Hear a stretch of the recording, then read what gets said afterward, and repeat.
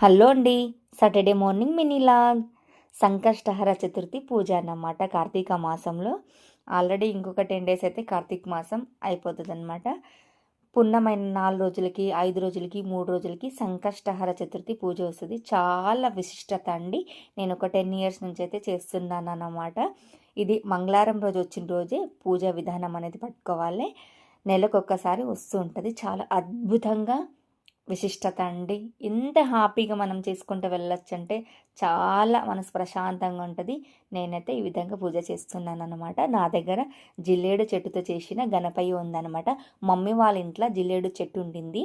అది తీసిన తర్వాత చెల్లికొకటి, నాకొకటి, అమ్మకొకటి జిల్లేడు చెట్టు దాంట్లో గణపయ్య విగ్రహం అయితే చేసుకున్నాం అనమాట. ఇక్కడైతే నేను సింధూరు రాస్తున్నాను గణపయ్యకు. కొంచెం ఆయిల్ వేసి ఈ విధంగా స్వామివారిని అయితే అలంకరించుకుంటాను.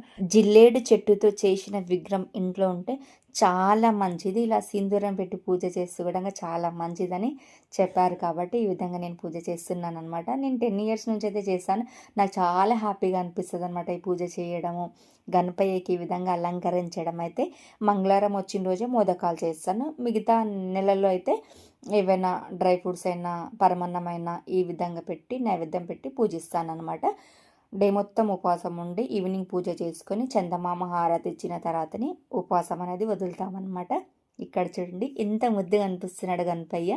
నిండుగా సింధూరం అయితే పెట్టి ఇలా సింధూరం పెట్టేసి పూజ అనేది చేసుకున్నాను అనమాట. మా ఊరి దగ్గరలో రేజింతాలని ఊరుందన్నమాట.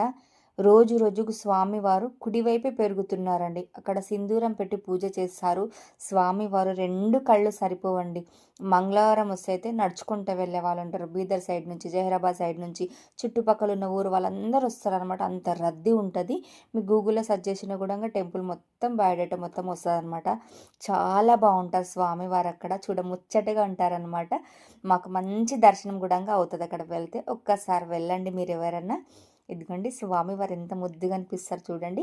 మీరు ఆల్రెడీ నా పూజా వీడియోలో చూసిండొచ్చు. స్వామివారు ఎప్పుడు అక్కడే పెడతానమాట నేను. చూశారు ఎంత అందంగా అనిపిస్తున్నారు నా స్వామి.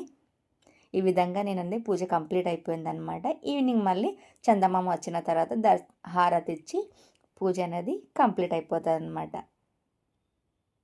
ఈ విధంగా పూజ మొత్తం కంప్లీట్ అయిపోయింది.